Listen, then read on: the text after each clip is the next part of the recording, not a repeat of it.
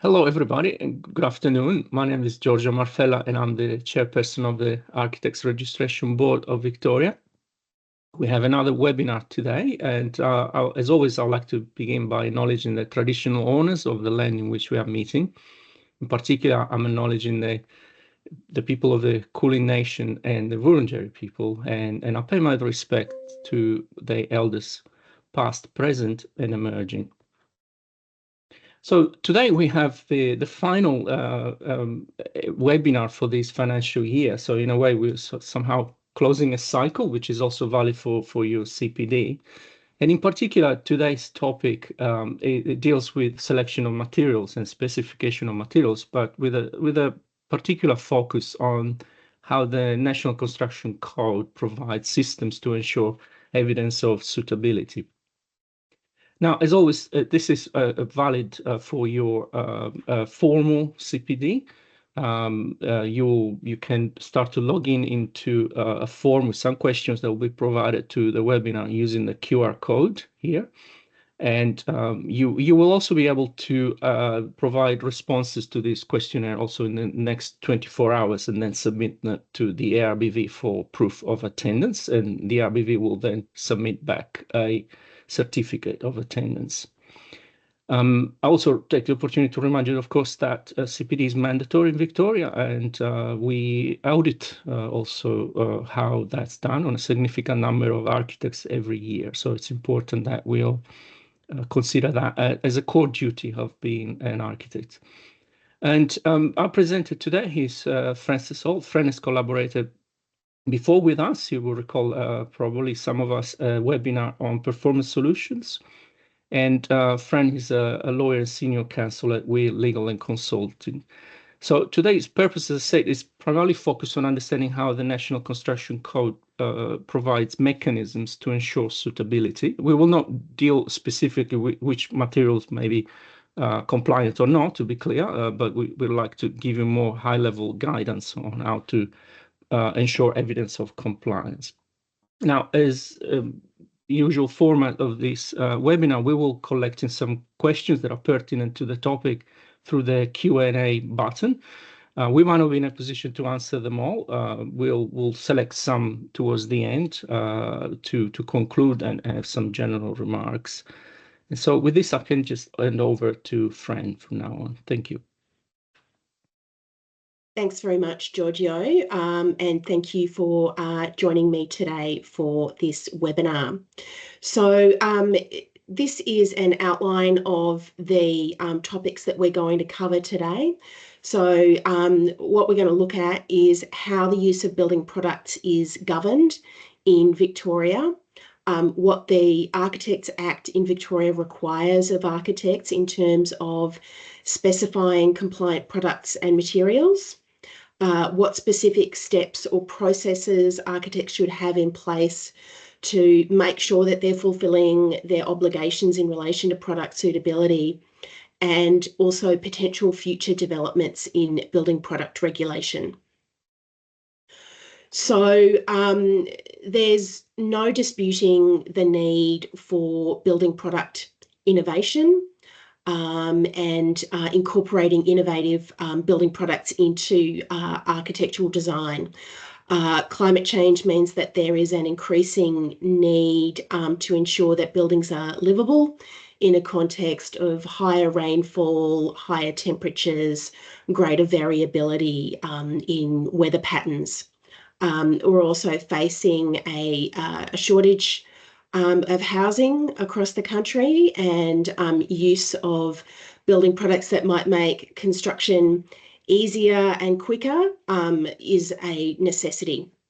And we're also facing a context where the cost of building work has increased significantly over the last 5 years. And one of the reasons for that is a global increase in the cost of materials. And so use of innovative and new building products might reduce or help to reduce the cost of building work. And so in that context, it's appropriate for architects and building designers to consider new and innovative products and materials when they're preparing a design, but there are some constraints around how you choose a product.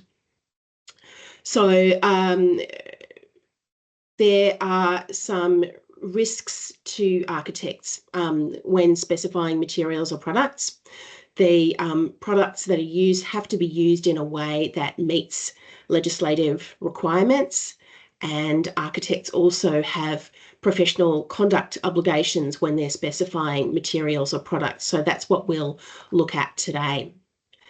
So I guess the big question is, why does regulation of building products matter? And I've got a couple of examples here of why they matter. So this is an advertisement from, I believe, the early 1970s. It's, as you can see, it's a picture of the World Trade Center Twin Towers in New York, and it's an advertisement for asbestos. When those towers were constructed in the late 1960s, asbestos was used extensively in those buildings on the steel beam structure for as an insulator and also as a fire retardant. And then when the towers were destroyed in 2001, an incalculable amount of asbestos was released into the air in Lower Manhattan.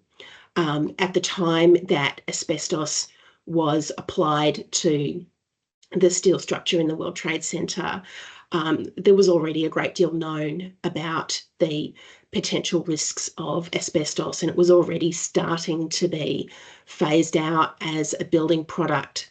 So use of asbestos in this kind of extensive way is an example of how product regulation didn't keep consumers safe, and regulation didn't keep up with the developments in knowledge about the risk of use of asbestos in buildings. Many of you may also recognise this photo. This is a photo of the Grenfell building in London. The photo was taken at dawn on the 14th of June 2017.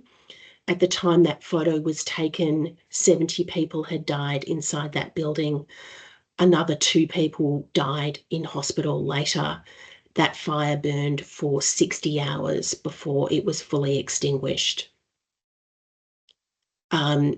This is a timeline of the regulatory failure at Grenfell.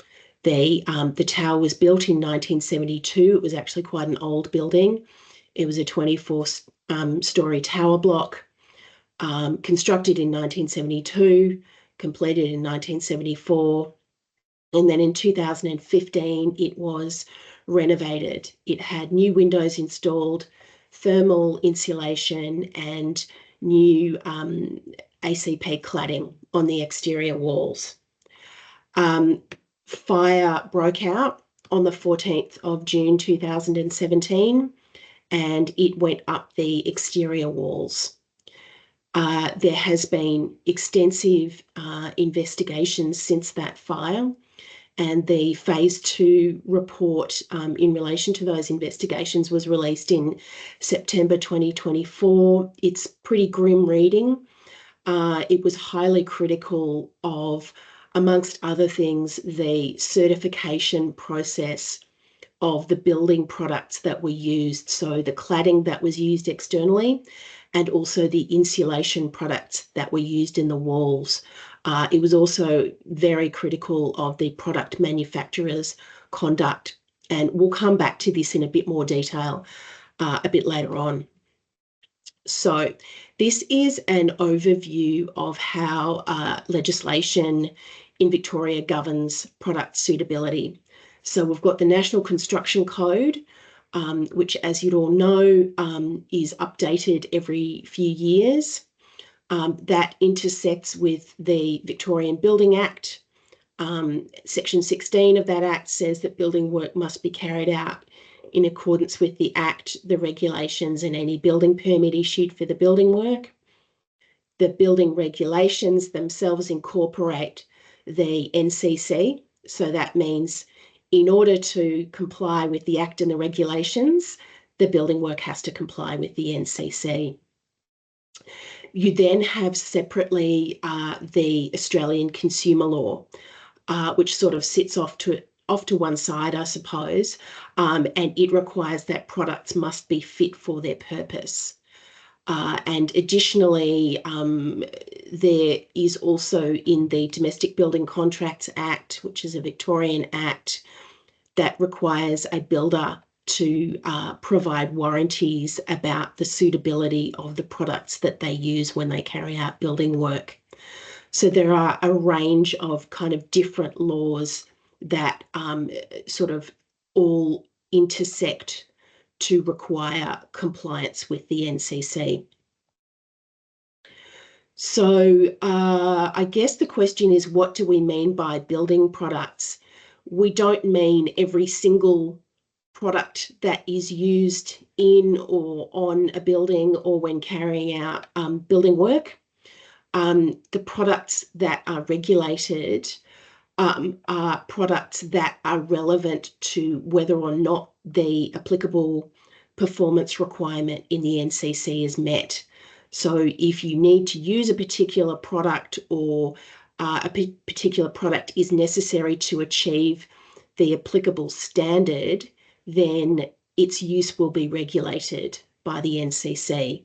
So that can range from a single item like a fastening to a system like a Hebel wall system. So what the applicable requirements will be will always vary depending on the class of building that is being constructed and the type of construction that applies to that particular class, which, as you may be aware, will vary depending on its height and other factors. So these are some examples of building products that are regulated under the NCC. The most obvious and topical one is external wall cladding. Any building that is required to be constructed using type A construction will require external cladding products to be non-combustible.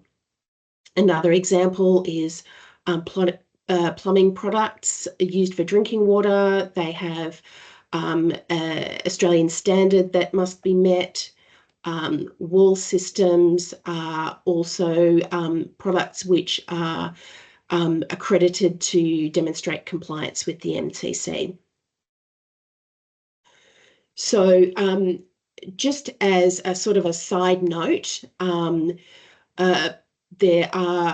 there is increasingly prefabricated components used in buildings or modular construction used in buildings, and there is a lot of talk about modern methods of construction and how this can increase housing supply.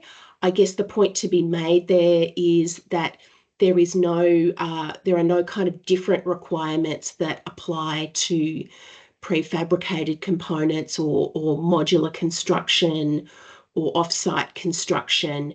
The same elements and products have to meet any applicable NCC requirements. So considerations about building product specification, you have to turn your mind to those for prefabricated components, just as you do for any other type of building product or element. So there is a pathway that is specified in the NCC. So Part A2G1 says that compliance is achieved by complying with the applicable performance requirements. That can be met either by using a deemed to satisfy solution or by a performance solution. The assessment of compliance might require evidence of suitability of a material, product, form of construction or design. And then Part A5G3 of the NCC sets out 6 pathways to document evidence of suitability for volumes 1 and 2 of the NCC.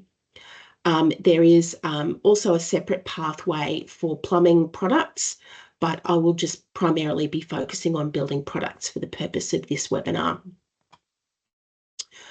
So there are 6 suitability pathways for building products, and we're going to go through in a small amount of detail each one of those pathways. So that's code mark, certificate of accreditation, certificate from a certification body, a test report, an engineer's report, or other evidence like a product technical statement. And the suitability pathways for plumbing will include a test report, a watermark license, a certificate, and also a risk assessment, and then evidence that shows that the design either meets the deemed to certify provisions or a certification of a performance solution. So there are a number of different suitability pathways, as I've just shown, and there is good and bad to that. The good is that this offering a variety of suitability pathways recognises that not all products are the same. They can be used in many different ways, and so you might use a different product in a different way, and there might be a different pathway that is appropriate to demonstrate suitability for that particular purpose. It also means that not all products need an expensive certification process, and it also allows for innovation. It means that new products can be assessed and used without there being a really long time for it to come to the market and be accepted as being compliant. The downside of having these sort of 6 pathways of suitability is that it really is very complicated, and test results and certification might be misunderstood, they might be misrepresented, or they might be misapplied. So there is a lot that can go wrong in the current process. So this brings us to our first quiz question. Question 1, which codes or laws govern building product compliance in Victoria? Is it the Australian Consumer Law, the Building Act, the National Construction Code, or all of the above, depending on the context? I'll just give you a few seconds to put your answer in there so that you can complete your CPD requirements.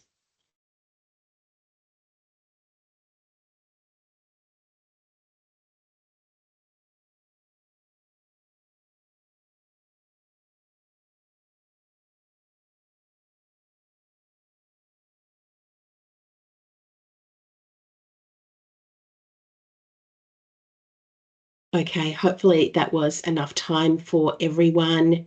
The answer to that question is all of the above, depending on the context.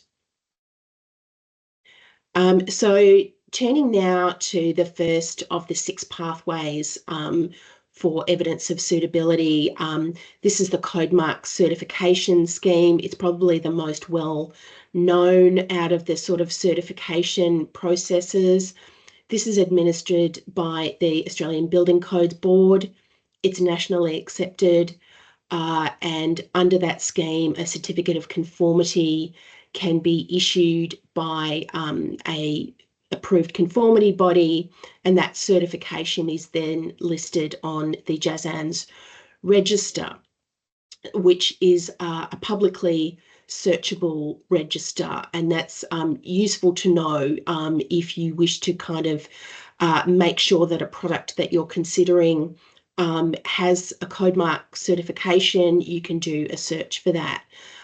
This is an example of what a certificate of conformity will look like, and there you can see there's quite a bit of detail on there. One thing to always be mindful of is that these certificates of conformity will have a date of issue and a date of expiry, and you should really pay attention to the date of expiry, because products and product ranges will change over time, and NCC requirements will also change over time. And so a certificate doesn't last forever. And so if you're being asked to rely on a certificate of conformity, then you need to check whether it's still in force. And the other thing that you should do is to check the clauses that are referenced in the certificate of conformity. So has the certificate been issued for the relevant parts of the NCC that you need to satisfy yourself of? Is the use that is described in the certificate the use to which you're proposing to put this product? And are there any limitations or conditions on the certification that you should be aware of? So it's always worth reading these certificates carefully. The second pathway is a BRAC certificate of accreditation. BRAC is the Building Regulations Advisory Committee in Victoria.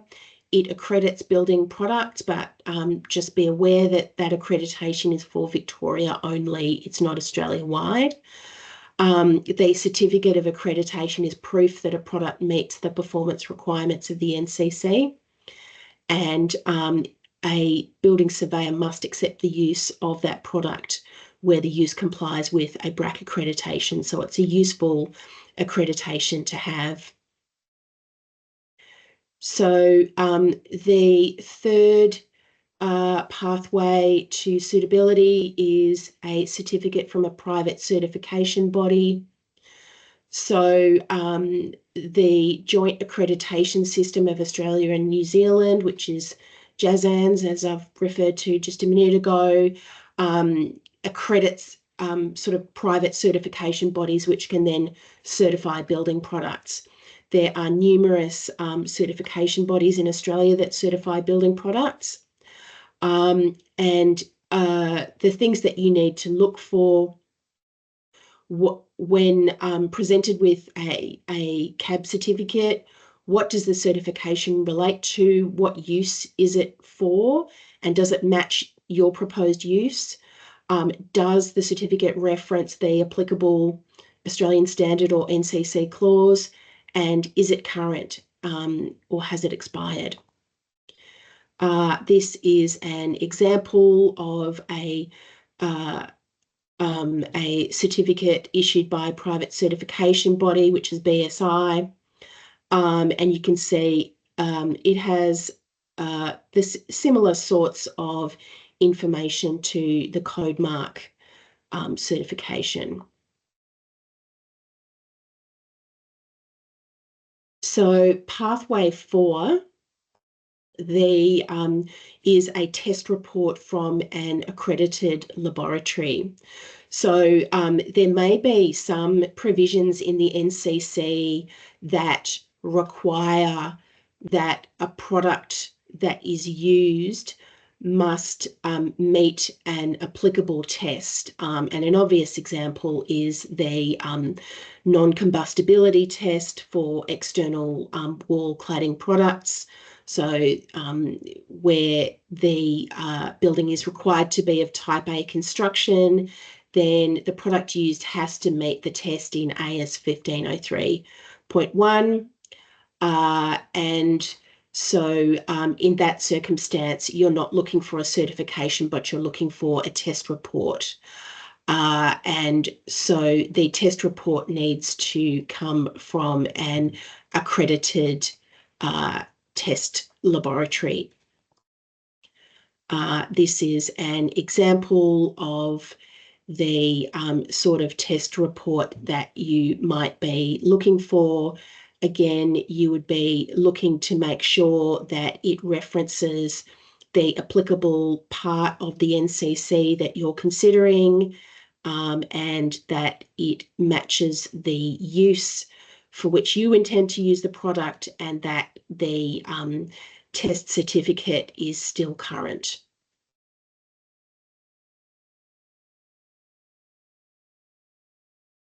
So pathway 5 is a certificate or report from an engineer or other qualified person. So this will be a report. It's usually prepared by an engineer, although it can be prepared by another qualified person. It will set out the basis on which suitability has been verified, and it will reference the standards and other documents that have been relied on in verifying the suitability.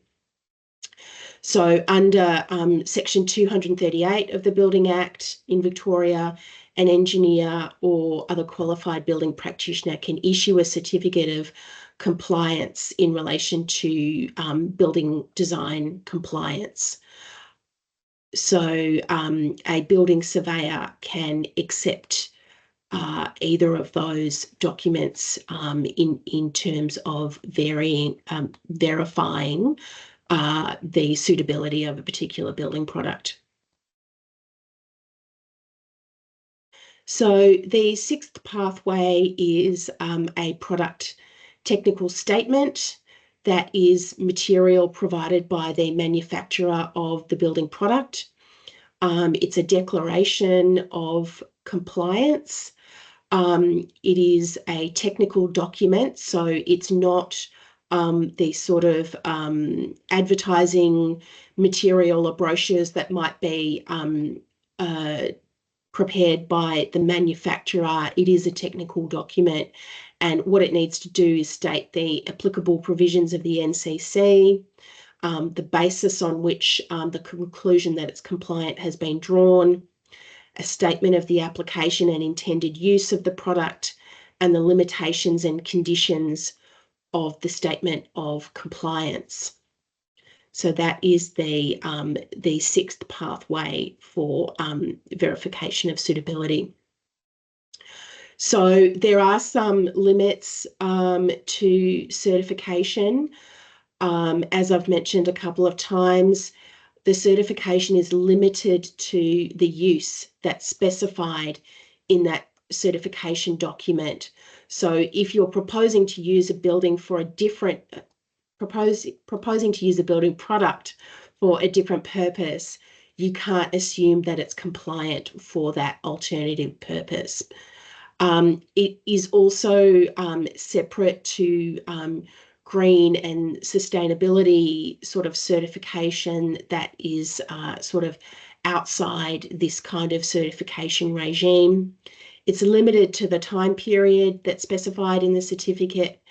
And one thing to be careful of, and this is something that was made clear coming out of the sort of combustible cladding issues that we've seen over the last few years, that there might be different products within a range made by the manufacturer. So the certification must apply to the exact product type that you're intending to use, because the products may differ in their composition, and where they differ, then certification for one composition won't suffice to be certification for the other type of composition. So that's something to be really careful about.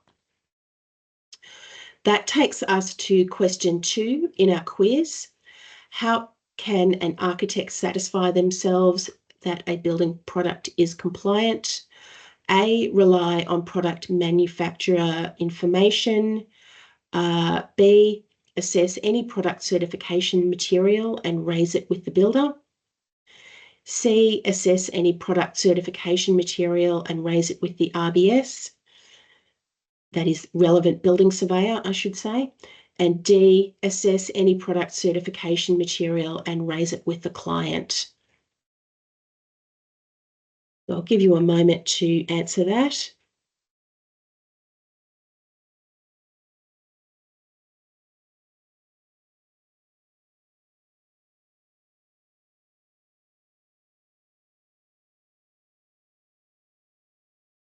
Okay, so in the interests of moving on, the answer to question 2 is assess any product certification material and raise it with the building surveyor. They are the person who is signing off on the compliance of the design, and that's who you should raise the issue with.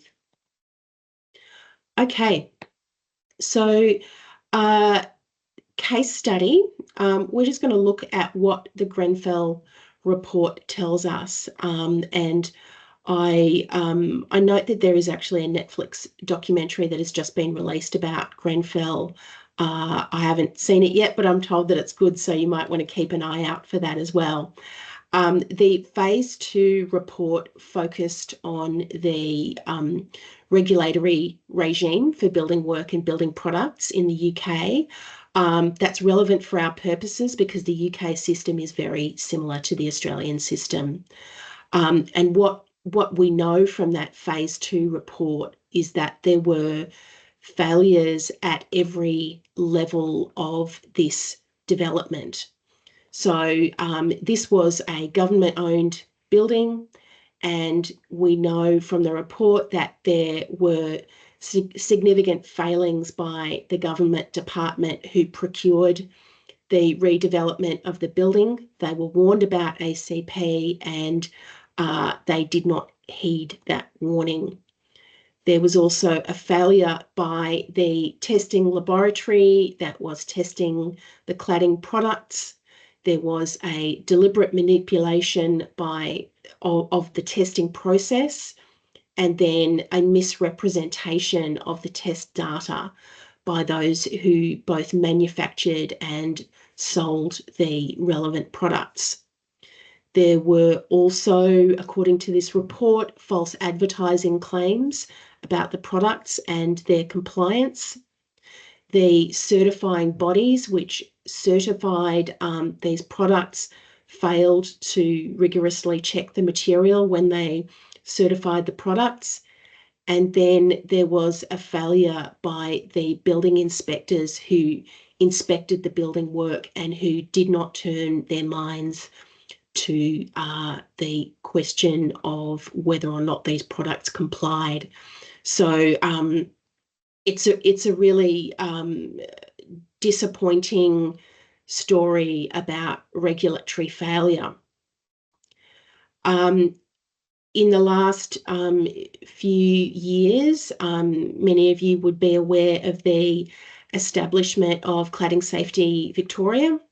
As well as replacing the combustible cladding across an enormous number of buildings over the last few years, they have also, I suppose, in the process of doing that, reviewed plans and permits and collected data and reviewed that data to see what it tells us about the compliance of building design.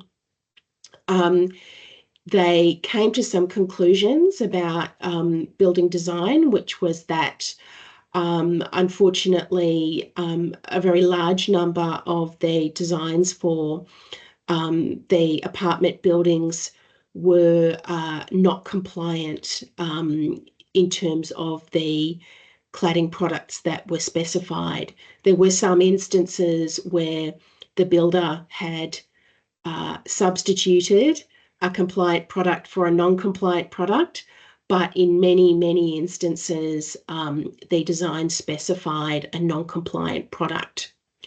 In addition to that conclusion, the CSV report tells us that the deemed to satisfy pathway for compliance was not well understood. And so I think that's a really important learning coming out of that report, that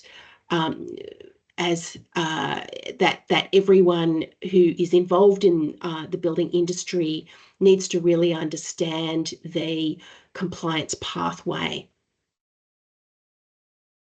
So how does that all apply to architects and their obligations? So what we have is the Architects Act and the Architects Regulations, which incorporates a code of conduct. The Act and the code of conduct impose obligations on architects to carry out their work carefully and competently, professionally, and to the standard of a competent member of the profession.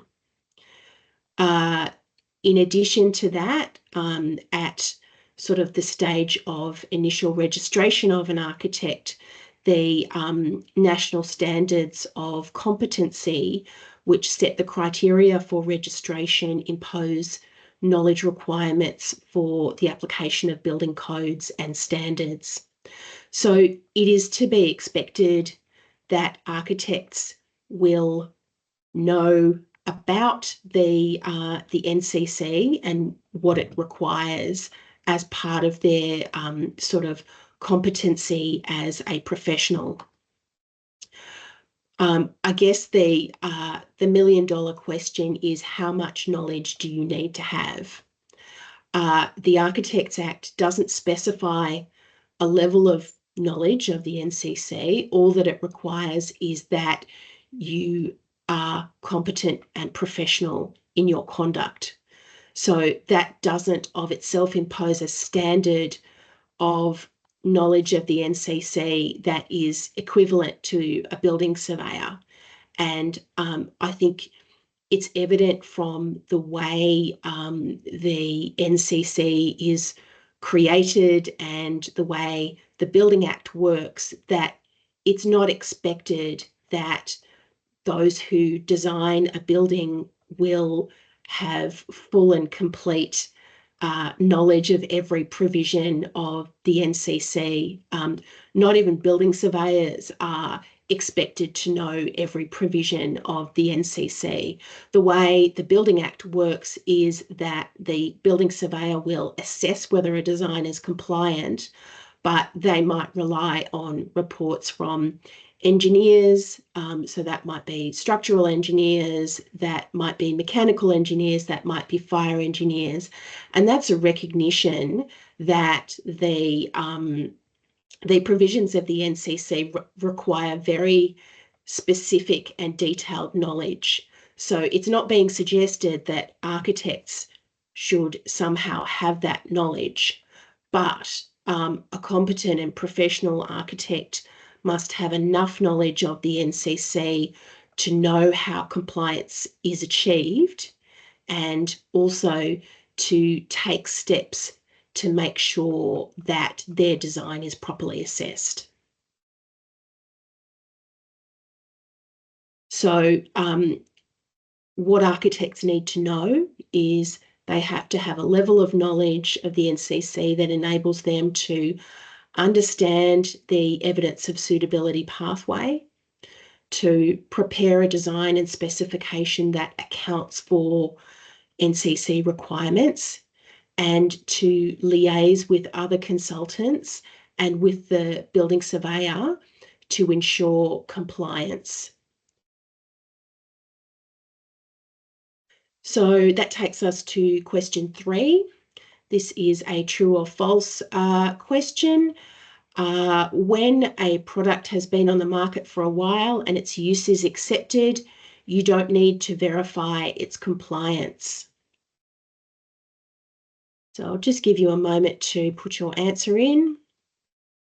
Hopefully that's a straightforward one for you. The answer, of course, is false. Compliance should always be verified. Combustible cladding is an example of where a product was widely accepted but was not compliant for certain types of construction. Okay, so what steps should architects take to comply with their obligations in relation to building product suitability? You should turn your mind to the question of compliance of the product, look at any certifications yourself, and critically assess what is being relied on. You should ensure that your design and specification requires that the products used be compliant. Raise the question of compliance with the relevant building surveyor and make sure that they've signed off on it. And in particular, I would say if you have any concerns about whether or not a particular product is compliant, take steps to raise that with the building surveyor and to document that you've done that. And if you can, have an internal quality assurance process or just a checklist that ensures that you follow those steps for every project and that you sort of document that that process has been followed. Whose responsibility is it to ensure compliance? So this is not a straightforward question. So architects have obligations under the Architects Act to carry out their work competently and professionally. Building surveyors have the statutory function of assessing compliance of designs and completed building work. Builders have their statutory warranty for domestic building work that requires them to use products that are suitable and fit for purpose. They also have obligations to carry out work that complies with the Act and the regulations, which includes the NCC. And then it's possible for all of those parties to be held to owe a duty of care to an owner or to a subsequent purchaser where compliance has not been achieved. And that is also the case in terms of a contractual obligation. In addition to statutory obligations and duty of care obligations, there may also be a contractual obligation depending on the terms of the contract that you've signed.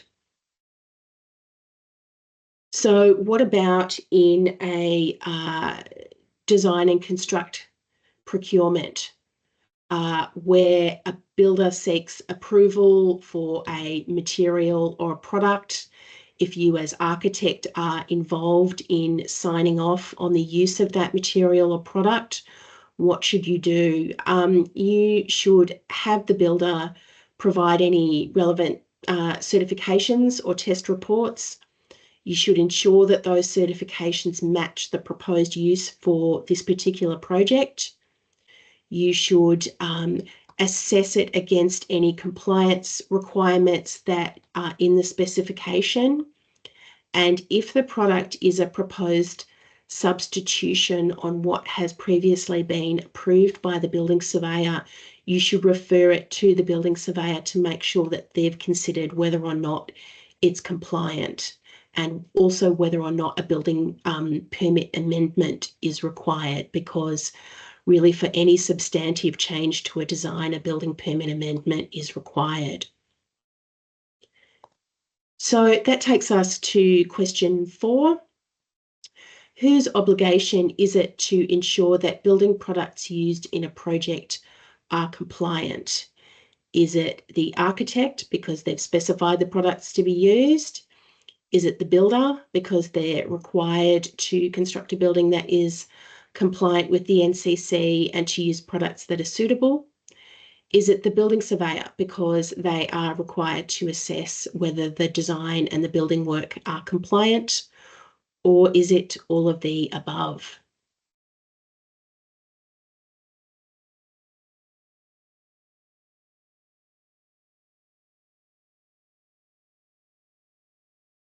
Okay, so the answer is D, all of the above.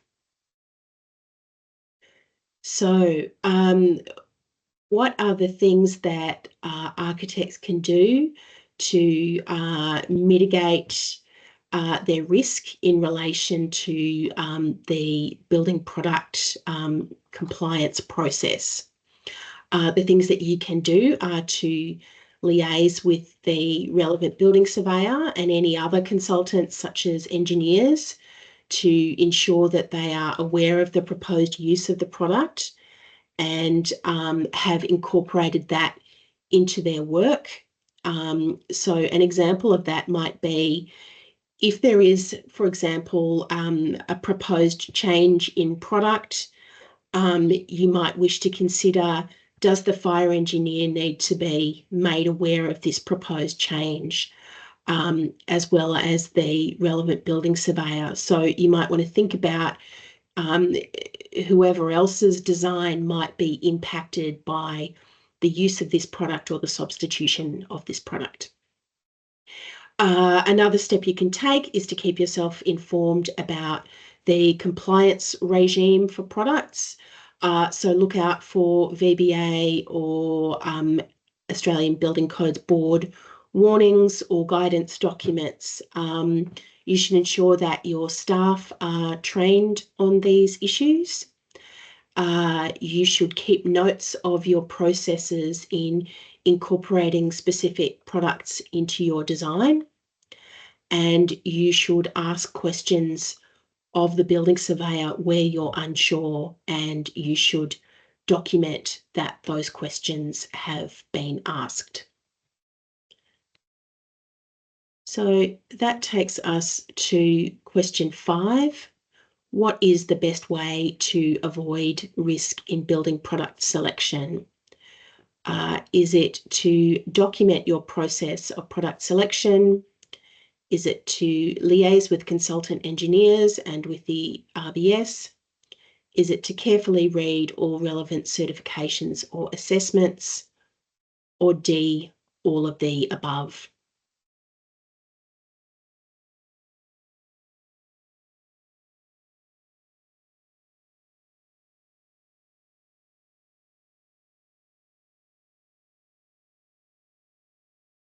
Okay, so hopefully that was a straightforward question for you. The answer is D, all of the above.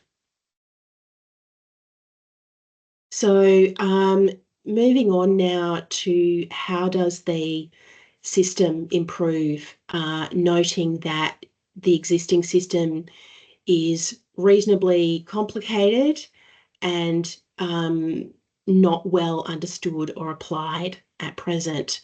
There are some existing changes that have been made to the Building Act. Many of you might be aware of the requirement that is just being implemented now for a building manual that has to be issued for each new building of a certain class, but basically apartment buildings.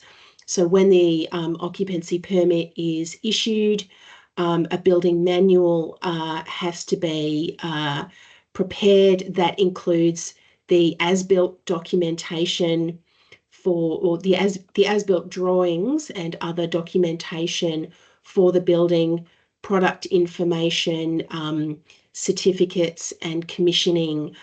This sort of addresses the problem that was evident during the combustible cladding crisis, which was that the owners of a building who had purchased it from the developer or from previous purchasers didn't have access to complete information about how the building had been built. So quite often it was the case that it wasn't known what exterior wall products had been used unless there was destructive testing carried out to verify that. So this sort of aims to create a better state of knowledge for owners about how the building has been built, what products have been used, how it's been commissioned, and that should make it easier when problems arise to identify how those issues can be rectified. The system can also improve by better documentation and coordination by architects and by building surveyors. There are still some changes that are required to make the certification process easier to understand and to apply, and to also make building product information more accessible. The downside of the current certification system is that it can be quite difficult to access useful information about a particular building product. So there have been some legislative developments in this regard. So in 2020, there was a Federal Senate inquiry into non-conforming building products. And then in 2021, the ABCB published the Building Product Assurance Framework, which was aimed at kind of improving building product compliance. And the building ministers meeting in June 2024, which is a meeting of all of the building ministers from the different states and territories, directed the ABCB to prepare a proposal for a national building product register, which would require mandatory information and registration of building products, and also mandatory product labelling and traceability, which would be incorporated into the existing certification schemes. I think this would be hugely beneficial for the system. A national register would mean that it is easy to identify a product and what kind of certifications and information pertain to that product. And then the product labeling and traceability means that when a product is purchased and used, you then have access to information from the manufacturer about that product. There are also proposed reforms going on overseas. In the UK, following the Grenfell investigation, there are some proposed reforms, a little bit similar to the Australian reforms, but they go a bit further. So this would create a government library for product information, a digital product passport for hazardous products, obligations on supply chain participants. So that's an obligation that applies to people selling a product, not just those manufacturing it or builders who are using it on a building. Stronger third-party testing and certification, and creating an onus on manufacturers and a consumer ability to seek compensation for misleading behaviour or faulty products. In the EU, there is a proposed law that would create a digital product passport. It's currently at consultation stage. It would include information on the origin, materials, and environmental impact of every product. It would have a unique product identifier and compliance documentation, user manuals, and other information. So what are the benefits of reform? It would reduce complexity, which would then hopefully reduce expense. It would lead to an increased quality of products used. It would avoid the flow-on costs of remediation or replacement of inappropriate products, and very importantly, it would avoid the danger that is associated with the use of certain non-compliant products. There has been a cost-benefit analysis which would show that the benefit of reforms in Australia would be at least $1 billion. So that takes us to our last question, question 6. True or false, likely reform in Australia to building product regulation will require a digital product passport. I will just give you 1 minute to consider that.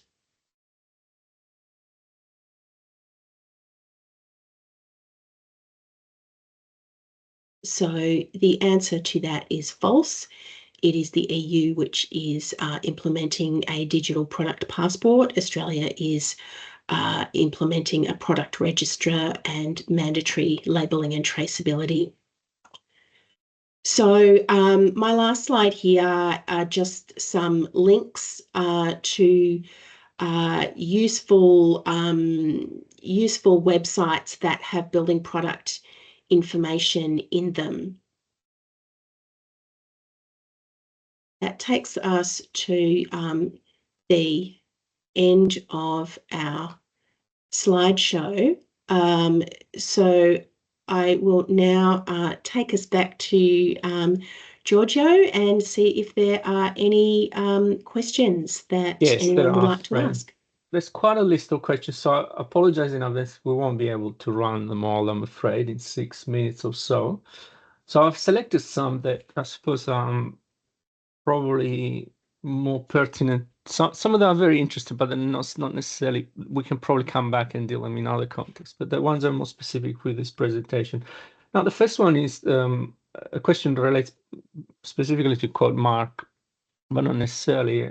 It's about the expiry date. So the question is, if a product is expiring, is that expire at the point of specification during design, or is it at the point of installation? How should architects sort of manage that? Because they may be doing this years in advance for the actual putting in place. Yeah, that's a really good question, and it's sort of dealt with in the building regulations. So what the building regulations say is that the version of the NCC that applies to a design is the version that's in force when the design is sort of substantially developed. And I would say the same thing applies here. So the time at which you specify the product and it's being considered by the building surveyor, that's when it needs to be in force. So if there's a gap in time between, say, the issue of the building permit and the completion of the building work, and the certificate has expired during that period, I don't think that's a cause for concern. I think the certificate just needs to be in force at the time that it's being considered by the building surveyor. And I suppose, I mean, it probably good reasonable practice would be also if a product is about to expire, to follow up with the manufacturers and ask questions why. Is it because it's in the process of being updated to something like a new standard, or is it because there's been issues with it? So it probably would be incumbent still to do some phone calls, or also gather some evidence for those the manufacturers. But the bottom line is like that there is also the relevance of a particular version of an NCC that will determine whether this will be applicable. And you made also reference to the building regulations. There is a suggestion also, because often we speak about the NCC, but there was a good point also in the questions that it would be useful to also talk about the building regulations here in Victoria, which are the specific set of rules, I suppose, that apply, and that are often, they're not neglected necessarily, but I'm saying we tend to probably sometimes forget that they're also very critical for local practice. Yep.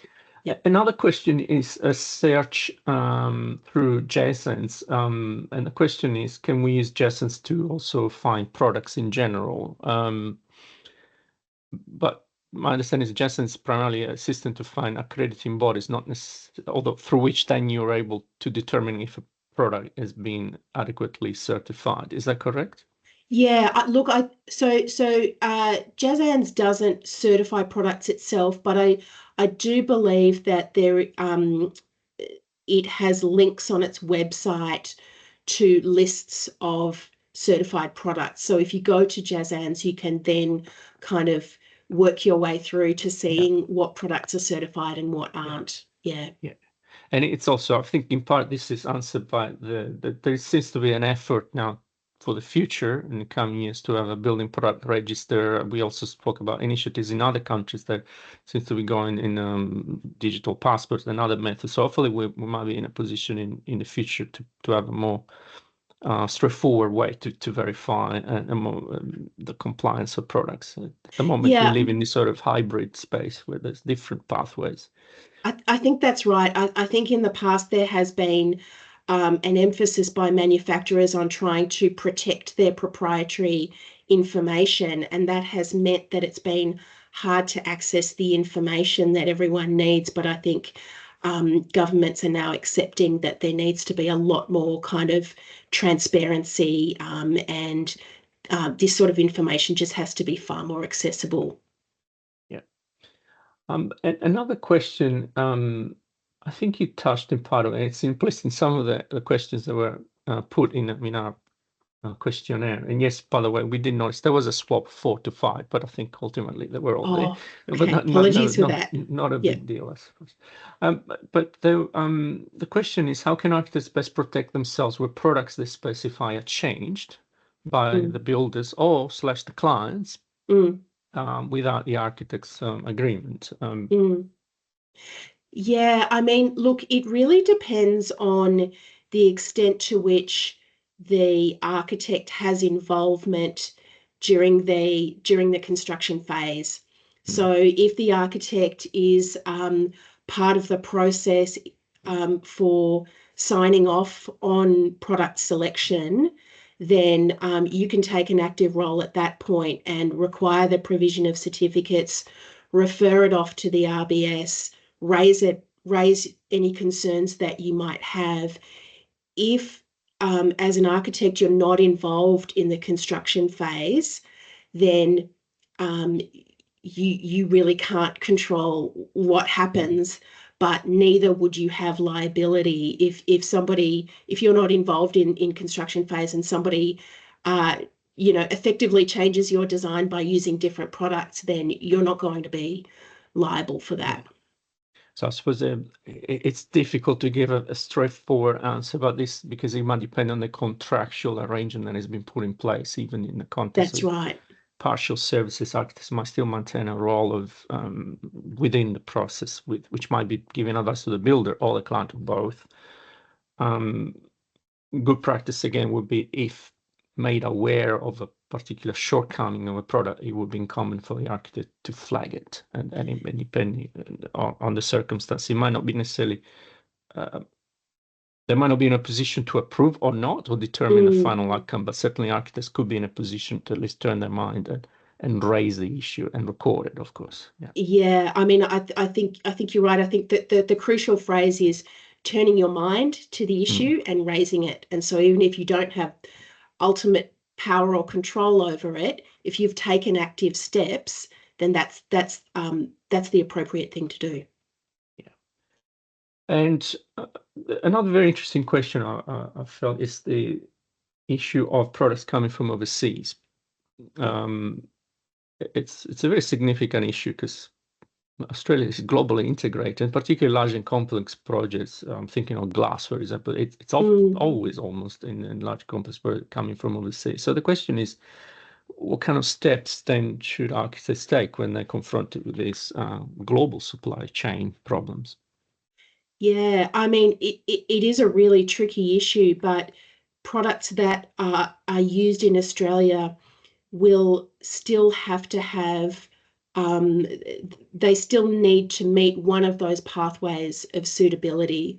Mm, And so, if there aren't any certifications available or test reports, depending on what the context is, then compliance can't be demonstrated and the product shouldn't be used. it shouldn't be used. That was certainly, without kind of wanting to flog the combustible cladding thing, Mm, that was really evident with cladding products. There are a lot of cladding products that came from overseas, and test reports were relied on that didn't really go to the requirements that applied in Australia.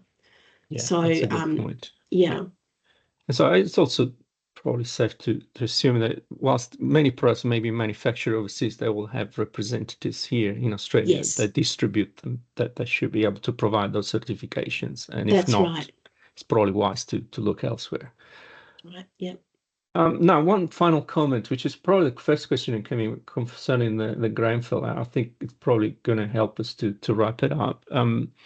It was remarked, by one participant that ultimately the exit stairs of that building had no fire uh, protection.